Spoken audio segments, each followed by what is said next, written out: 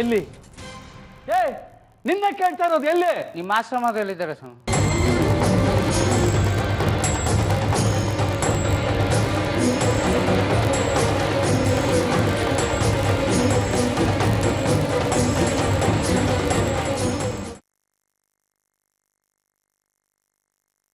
ಹೌದು, ಇದೇ ಊರಲ್ಲಿ ನಿಮ್ಮ ತವ್ರ ಮನೆ ಅಂತ ಹೇಳಿದ್ರಿ ಅಲ್ವಾ? ಯಾರ್ಯಾರಿದ್ದಾರೆ ಆ ಮನೇಲಿ ಈಗ? ನಿಮ್ಮವರು ಅಂತ ಯಾರು ಇದ್ದಾರಾ?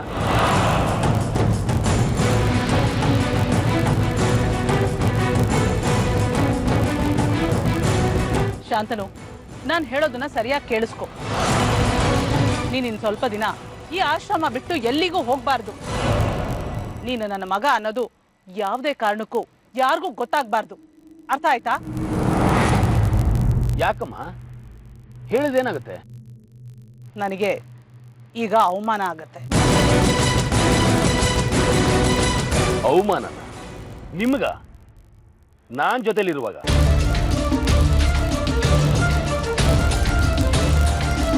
ನಂಜು, ಶಾರದಕ್ಕನಿಗೆ ಆಶ್ರಮದಲ್ಲೂ ಅವಮಾನ ಆಗುತ್ತಲ್ಲೋ? ಆಗ್ಲಿ ಬಿಡಕ್ಕ, ನಮಗೂ ಅದೇ ಬೇಕಾಗಿರೋದಲ್ವ. ದಡ್ಡ, ಅವಮಾನ ಆಗುತ್ತಂತ ಗೊತ್ತು. ಆ ಅವಮಾನಕ್ಕೆ ಏನಾದ್ರೂ ಅವ್ರು ಊರೇ ಬಿಟ್ಟು ಹೊರಟೋದ್ರೆ ಏನ್ ಮಾಡ್ತೀಯಾ? ಕೈಗೆ ಬಂತು ಬಾಯಿಗೆ ಬರ್ದಂಗಾಗುತ್ತಲ್ಲೋ? ಊರೊಳಗೆ ನನಗೆ ಗೊತ್ತಿರೋರೊಬ್ರು ಮನೆ ನೋಡಿಟ್ಟಿದ್ದೀನಿ. ಶಾರದಕ್ಕಂಗೆ ಅಲ್ಲಿ ಇರೋದಕ್ಕೆ ಹೇಳೋಣ. ಸರಿಯಾದ ಟೈಮ್ ನೋಡಿಕೊಂಡು ಶಾರದಕ್ಕನ ಈ ಮನೆ ಕರ್ಕೊಂಡ್ಬರೋಣ.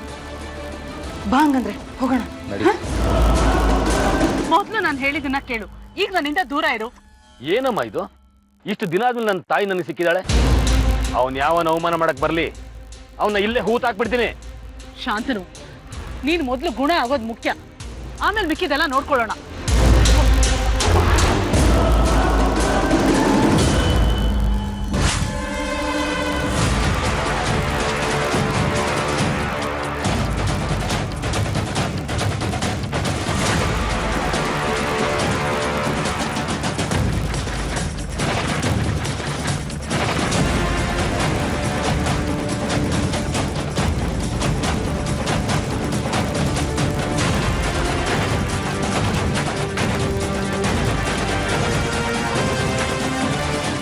ಆಶ್ರಮ ಗೌರವದಿಂದ ನಡ್ಕೊಂಡು ಬಂದಿದೆ. ಅದನ್ನು ಅಪವಿತ್ರ ಮಾಡೋಕೆ ಬಂದಿದ್ಯಾ?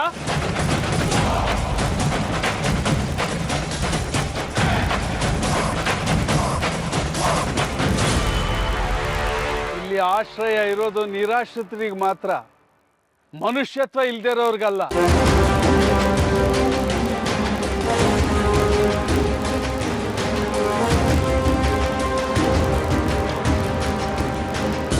ಸತ್ಯ ಧರ್ಮದ ತಳಹದಿ ಮೇಲೆ ಈ ಆಶ್ರಮ ಕಟ್ಟಿದೆ. ಇನ್ನಂತವ್ರಿಗೆ ಇಲ್ಲೇನ್ ಕೆಲಸ? ಒಳ್ಳೆಯ ಮನಸ್ಸುಗಳು ಇಲ್ಲಿ ಬದುಕನ್ನ ಕಟ್ಕೊಂಡಿದೆ. ಒಳ್ಳೆಯ ಸಂಸ್ಕೃತಿ ಇಲ್ಲಿ ಮನೆ ಮಾಡಿದೆ. ನಿನ್ನಿಂದ ಯಾವುದೋ ಹಾಳಾಗೋದು ಬೇಡ. ಹೊಟ್ಟಾಗಿಲ್ಲಿಂದ, ಹೊಟ್ಟಾಗಿಲ್ಲಿಂದ.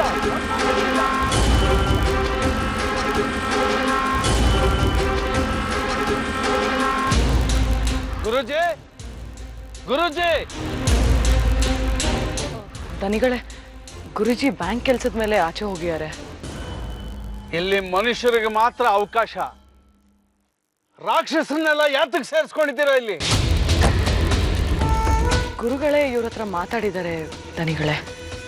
ಮಾತಾಡಿದ ತಕ್ಷಣ ಅಂತರಂಗ ಯಾರಿಗೂ ಗೊತ್ತಾಗೋದಿಲ್ಲ. ಕಳಂಕ ಕಣ್ಣಿಂದ ಕಾಣಿಸೋದಲ್ಲ. ಮೊದಲು ಹೊರಗಡೆ ಹಾಕಿ ಈಕನ.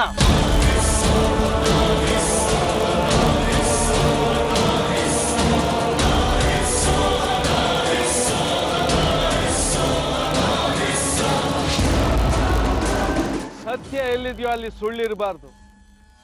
ಅಹಿಂಸೆ ಎಲ್ಲಿದೆಯೋ ಅಲ್ಲಿ ಹಿಂಸೆ ಕಾಣಿಸ್ಕೊಳ್ಬಾರ್ದು. ಸಂತೋಷ ಎಲ್ಲಿದೆಯೋ ಅಲ್ಲಿ ನೆಮ್ಮದಿ ಹಾಳಾಗಬಾರ್ದು. ಅಂದ್ರೆ ಈ ಶಾರದಾ ಇಲ್ಲಿರಬಾರ್ದು. ಮೊದಲೇ ಒಂದು ಆಚೆ ಕಳಿಸಿ, ಮೊದಲೇ ಒಂದು ಆಚೆ ಕಳಿಸಿ.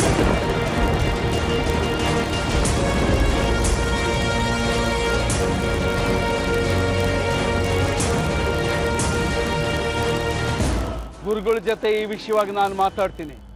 ಮೊದಲು ಈಕನ ಆಚೆ ಹೋಗೋಕೆ ಹೇಳಿ, ಆಚೆ ಹೋಗೋಕೆ ಹೇಳಿ, ಹೋಗೋಕೆ ಹೇಳಿ.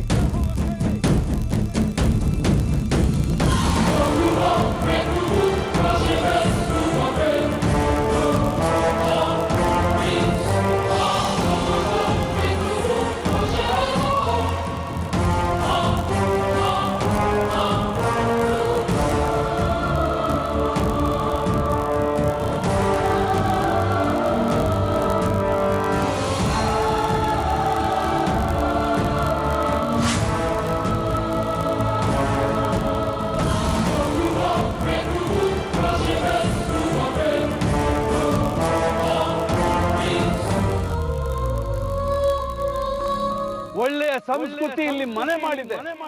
ನಿನ್ನಿಂದ ಯಾವುದು ಹಾಳಾಗೋದು ಬೇಡ. ಹೊರಟಾಗಿಲ್ಲಿಂದ. ಇನ್ನು ಹಳೆ ಸಂಬಂಧಗಳು ಜೀವಂತವಾಗಿದೆ ಅಂತ ಅನ್ಕೊಂಡಿದ್ರೆ ಅದು ನಿನ್ನ ಭ್ರಮೆ. ಜೀವನ ಪರ್ಯಂತ ನೀನು ಶಿಕ್ಷೆ ಅನುಭವಿಸಿದ್ರು ನೀನು ಮಾಡಿರೋ ಪಾಪಕ್ಕೆ ಕ್ಷಮೆ ಸಿಕ್ಕೋದಿಲ್ಲ. ಈ ಮನೆಗೆ ಹೊಸಲಿರೋದು ಮನುಷ್ಯರು ಬಂದು ಹೋಗೋದಕ್ಕೆ ಮಾತ್ರ. ನಿನ್ನಂತವ್ರ ಮನೆ ಒಳಗಡೆ ಬಂದ್ರೆ ಈ ಮನೆ ಮೈಲಿಗೆ ಆಗುತ್ತೆ. ಹೊರಡು ಮನೆಯಿಂದ ಆಚೆಗೆ. ಇನ್ಯಾವತ್ತಾದ್ರೂ ನಮ್ಮ ಮನೆ ಅಂಗಳದಲ್ಲಿ ಈ ಊರಲ್ಲಿ ಕಾಣಿಸ್ಕೊಂಡ್ರೆ ನಾನು ಮನುಷ್ಯನಾಗಿ ಉಳಿಯೋಲ್ಲ. ದೇಸಾಯಿ ಕುಟುಂಬದ ಮೇಲಿದ್ದ ಪ್ರೀತಿ ಇವತ್ತು ಕೊನೆ ಆಯ್ತು. ಎಷ್ಟೋ ವರ್ಷಗಳಾದ್ಮೇಲೆ ಬಂದು ನನಗೆ ಎಷ್ಟೆಲ್ಲ ಅವಮಾನ ಮಾಡಿದ್ರು ತಕ್ಕ ಶಿಕ್ಷೆನ ಅನುಭವಿಸ್ತೀರ. ಯಾರು ಇಲ್ಲ ಅನ್ಕೊಂಡಿದ್ದಾರೆ. ನನ್ನ ಮಗ ಇದ್ದಾನೆ. ಇವತ್ತಾದ ಅವಮಾನನ ಸಾಯೋವರೆಗೂ ಮರೆಯೋದಿಲ್ಲ. ಆ ಆಶ್ರಮ ದೇಸಾಯಿ ಕುಟುಂಬಕ್ಕೆ ಸೇರಿದ್ದು ಅಂತ ಗೊತ್ತಿದ್ರೆ ಕಾಲೇ ಇಡ್ತಿರ್ಲಿಲ್ಲ.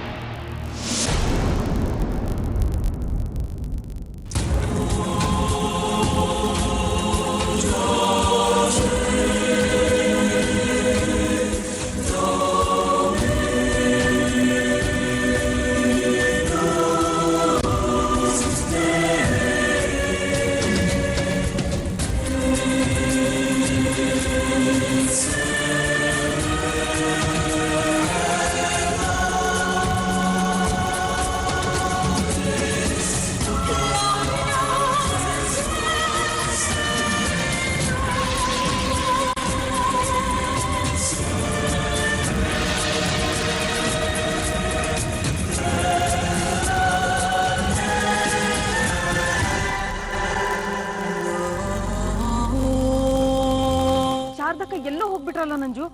ಆ ಕಾರ್ ಯಾರ್ದು? ಕಾರ್ ಯಾರ್ದು ಅಂತ ಗೊತ್ತಿಲ್ಲ ಅಕ್ಕ, ಆದ್ರೆ ಇದೇ ಊರಲ್ಲಿ ನಾನು ತುಂಬಾ ಸಲ ನೋಡಿದ್ದೀನಿ. ಅಂದ್ರೆ ಶಾರದಕ್ಕನಿಗೆ ಸಂಬಂಧಪಟ್ಟವರು ಈ ಊರಲ್ಲಿ ಯಾರಾದ್ರೂ ಇದ್ದಾರಾ? ಆಗಿರೋದಕ್ಕೆ ಚಾನ್ಸೇ ಇಲ್ಲ. ಹಾಗೇನಾದ್ರೂ ಇದ್ದಿದ್ರೆ ನಮಗೆ ಗೊತ್ತಾಗ್ತಿರ್ಲಿಲ್ವಾ? ಆದ್ರೆ ಒಂದು ಮಾತ್ರ ನಿಜ, ಆ ಶಾರದಕ್ಕಂಗಾಗ ಅವಮಾನ ಮಾತ್ರ ಮರೆಯೋದಕ್ಕೆ ಚಾನ್ಸೇ ಇಲ್ಲ. ನಿಮ್ ದೇಸಾಯಿ ಮನೆತನಕ್ಕೆ ಶನಿ ಒಕ್ಕರಿಸ್ಕೊಂತ ಅಂತಾನೆ ತಿಳ್ಕೊ. ಅವ್ರನ್ನ ನಮ್ಮ ಬುಟ್ಟಿಗೆ ಹಾಕೋಬೇಕು ಅಂತ ಎಷ್ಟು ಖುಷಿ ಪಟ್ಟಿದ್ನಲ್ಲೋ, ಎಲ್ಲ ಉಲ್ಟಾ ಆಗೋಯ್ತು. ನನ್ನ ಇಮ್ಯಾಜಿನೇಷನ್ ಕರೆಕ್ಟಾಗೇ ಇದ್ರೆ ಆ ಶಾರದಕ್ಕ ಇವ್ರು ಬಿಟ್ಟು ತುಂಬ ದೂರ ಹೋಗಿರೋ ಚಾನ್ಸೇ ಇಲ್ಲ. ಇಲ್ಲೇ ಪಕ್ಕದಲ್ಲೆಲ್ಲಾದರೂ ಇದ್ದು ಏನಾದರೂ ಮಾಡ್ತಾರೆ. ಅದಕ್ಕೆ ಹೇಳಿದ್ದು ಶನಿ ಒಕ್ಕರಿಸ್ಕೊಂತು ಅಂತ. ಏನಾದರೂ ಆಗಲಿ ನಮಗೆ ಒಳ್ಳೇದಾದರೆ ಸಾಕು. ಬಾ ಹೋಗೋಣ.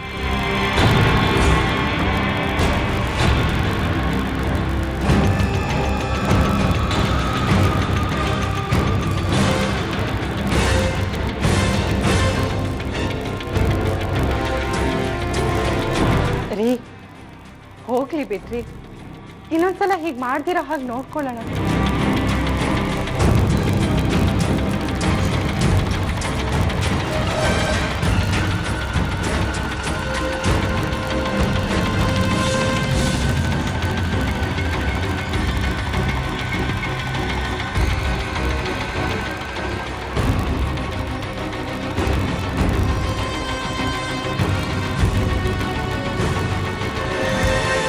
ಶಾರದನ್ನ ಆಶ್ರಮಕ್ಕೆ ಬಿಟ್ಟು ಬಂದಿದ್ದು ನೀವೇನಾ?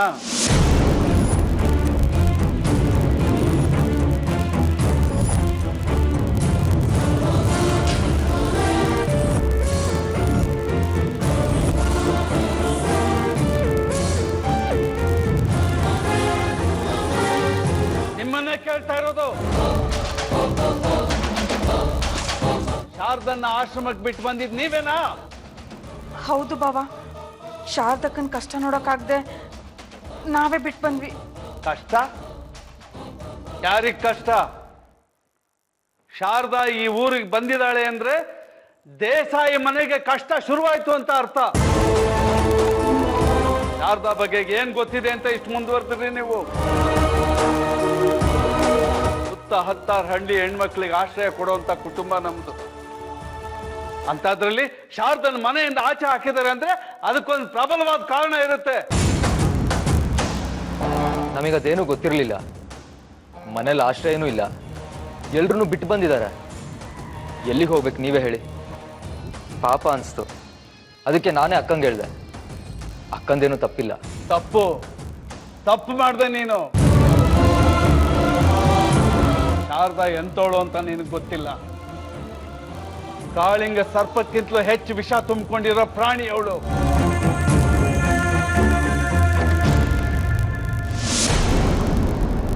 ಅವಳ ಪರವಾಗಿ ನಿಲ್ಲಬೇಕಾದ್ರೆ ನೀವು ಹಿಂದೆ ಮುಂದೆ ಯೋಚನೆ ಮಾಡ್ಬೇಕು ತಾನೆ, ಅವಳ ಬಗ್ಗೆ ತಿಳ್ಕೋಬೇಕು ತಾನೆ.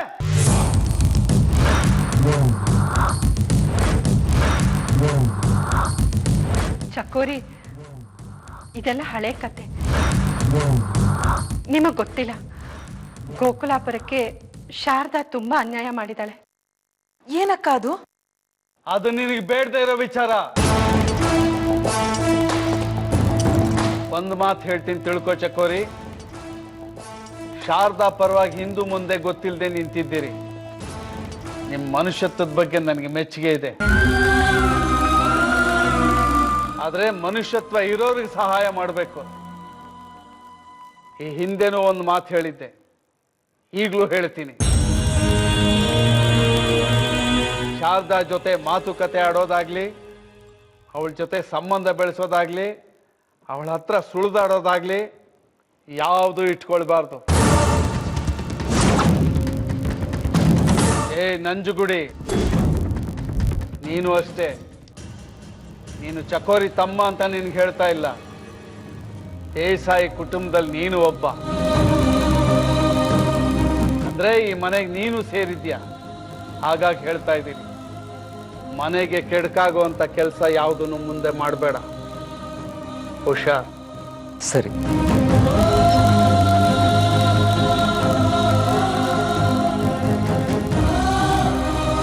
ರೀ, ಶಾರದಾ ಬದಲಾಗಿಲ್ಲ ಅಂತೀರಾ? ಅಲ್ಲ, ಇಷ್ಟು ವರ್ಷ ಆಯ್ತು, ನನಗೇನೋ ಒಂದು ಅವಕಾಶ ಕೊಡ್ಬೋದಿತ್ತೇನೋ ಅನಿಸ್ತಿದೆ.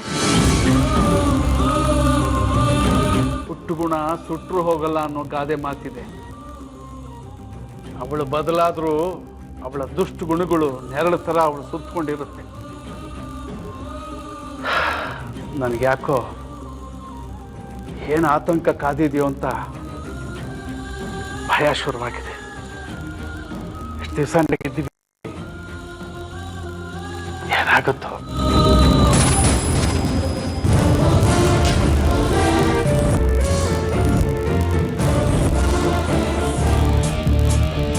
ಇಲ್ಲಿ ಆಶ್ರಯ ಇರೋದು ನಿರಾಶ್ರಿತರಿಗೆ ಮಾತ್ರ. ಮನುಷ್ಯತ್ವ ಇಲ್ದಿರೋರ್ಗಲ್ಲ.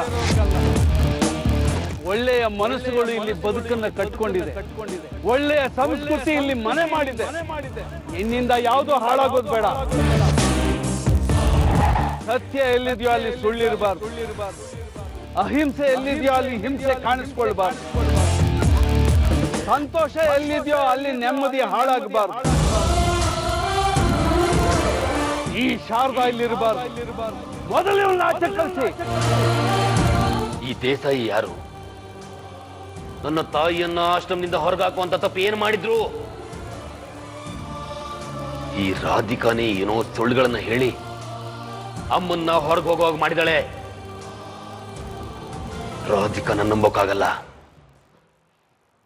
ಆದ್ರೂ ಅಮ್ಮ ಗೊತ್ತಿರೋ ಹಾಗೆ ಮಾತಾಡ್ತಿದ್ರಲ್ಲ ದೇಸಾಯಿಗಳು.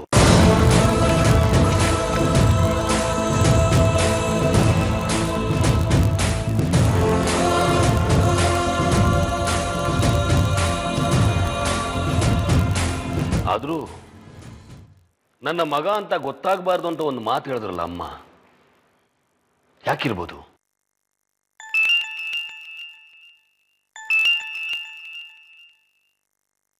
ಹಲೋ,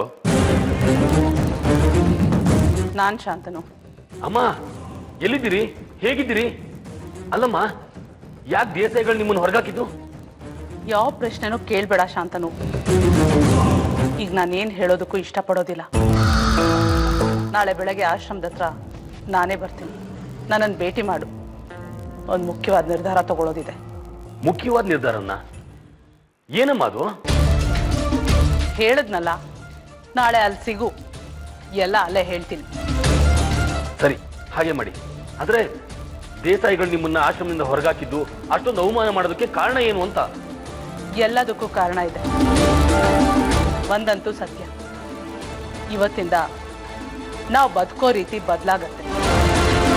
ನಾವು ಯೋಚನೆ ಮಾಡೋ ರೀತಿ ಬದಲಾಗಬೇಕು. ನಾಳೆ ಕಾಯ್ತಾ ಇರ್ತೀನಿ. ಅಮ್ಮ,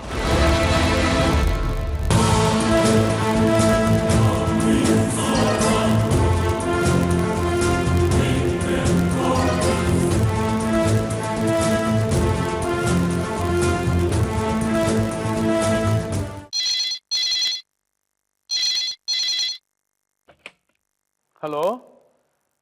ಓ ಶಾಸ್ತ್ರಿಗಳು, ನಮಸ್ಕಾರ. ಹೇಗಿದ್ದೀರಿ? ನಾವು ಚೆನ್ನಾಗಿದ್ದೀವಿ. ಓ ಹೌದೇ? ಅಯ್ಯೋ, ನೀವು ಕರೆದಿರೋದೇ ತುಂಬ ಸಂತೋಷ. ಖಂಡಿತ ಬರ್ತೀವಿ. ಸೌಪರ್ಣಿಕಾನು ಕರ್ಕೊಂಡು ಬರ್ತೀನಿ. ಯಾರು? ಓಹ್, ತಾಯಿ ಮತ್ತೆ ಮಗು, ಅವ್ರನ್ನೂ ಕರ್ಕೊಂಡು ಬರ್ತೀನಿ. ಒಳ್ಳೇದು ಒಳ್ಳೇದು ಶಾಸ್ತ್ರಿಗಳೇ, ನಮಸ್ಕಾರ. ರೀ, ಯಾರದ್ ಫೋನು? ಶಾಸ್ತ್ರಿಗಳದು, ಪೂರ್ಣಚಂದ್ರ ಶಾಸ್ತ್ರಿಗಳು, ಮಧುರಾಪುರದಿಂದ. ಓ, ಏನಂತೆ? ಏನಿಲ್ಲ, ದೇವಸ್ಥಾನದ ಜೀರ್ಣೋದ್ಧಾರಕ್ಕೆ ಸ್ವಲ್ಪ ಹಣ ಸಹಾಯ ಮಾಡಿದ್ವಲ್ಲ, ಅದ್ರ ಕೆಲಸಗಳೆಲ್ಲ ಚೆನ್ನಾಗಿ ನಡೀತಾ ಇದೆಯಂತೆ. ಅದರ ಸಲುವಾಗಿ ಏನೋ ದೇವಸ್ಥಾನದಲ್ಲಿ ಒಂದು ಹೋಮ ಇಟ್ಕೊಂಡಿದಾರಂತೆ. ಖಂಡಿತ ಬರಬೇಕು ಅಂತ ಹೇಳಿದ್ರು. ಹೌದಾ? ಸರಿ, ನೀವು ಹೋಗಿ ಬನ್ನಿ. ಯಾಕೆ, ನೀನ್ ಬರೋದಿಲ್ವಾ? ಇಲ್ಲ ರೀ, ಮಗು ಇದೆಯಲ್ವಾ, ರಾಧಿಕಾ ಒಬ್ಳಿಗೆ ನೋಡ್ಕೊಳ್ಳೋದು ಕಷ್ಟ ಆಗ್ಬಿಡುತ್ತೆ. ಅಯ್ಯಯ್ಯೋ, ಶಾಸ್ತ್ರಿಗಳು ಅಗತ್ಯವಾಗಿ ಮಗುನ ತಾಯಿನ ಕರ್ಕೊಂಡೇ ಬರಬೇಕು ಅಂತ ಹೇಳಿದ್ದಾರೆ. ಹೌದಾ? ಹಾಗಿದ್ರೆ ನಾವು ಬರ್ಬೋದು. ರಾಧಿಕಾ, ಒಂದ್ ನಿಮಿಷ. ಅದು ನಮಗ್ ಗೊತ್ತಿರೋ ಶಾಸ್ತ್ರಿಗಳು ಊರಿಗೆ ಹೋಗ್ತಾ ಇದೀವಿ. ಅಲ್ಲಿ ದೇವಸ್ಥಾನದಲ್ಲಿ ಪೂಜೆ ಇದೆಯಂತೆ. ಅವ್ರು ಕರೆಯೋಕ್ ಬಂದಾಗ ನೀನ್ ಇರ್ಲಿಲ್ಲ. ನಾಳೆ ನಾವೆಲ್ಲರೂ ಹೋಗಿ ಬರೋಣವಾ? ಸರಿ ಅಮ್ಮ. ಇನ್ನೊಂದು ವಿಷಯ ಗೊತ್ತಾ? ಅವ್ರು ನಮಗ್ ಕಾಯೋದಕ್ಕಿಂತ ನಿನ್ ಮಗು ಕಾಯ್ತಿದ್ದಾರೆ. ನಿನ್ ಮಗುನ ತುಂಬಾ ಹಚ್ಕೊಂಡ್ಬಿಟ್ಟಿದ್ದಾರೆ ಗೊತ್ತಾ? ಸರಿ ಬಿಡಿ, ಹೋಗಿ ಬರೋಣ.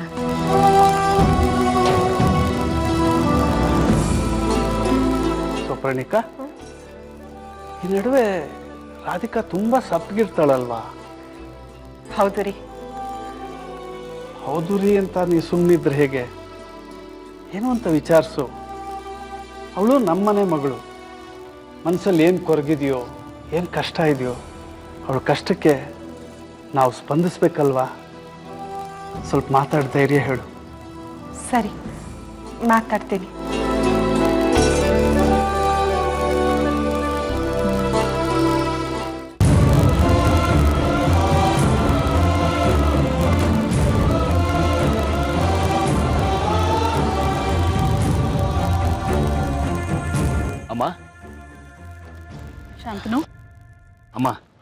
ನೇರವಾಗಿ ವಿಷಯಕ್ಕೆ ಬರ್ತೀನಿ.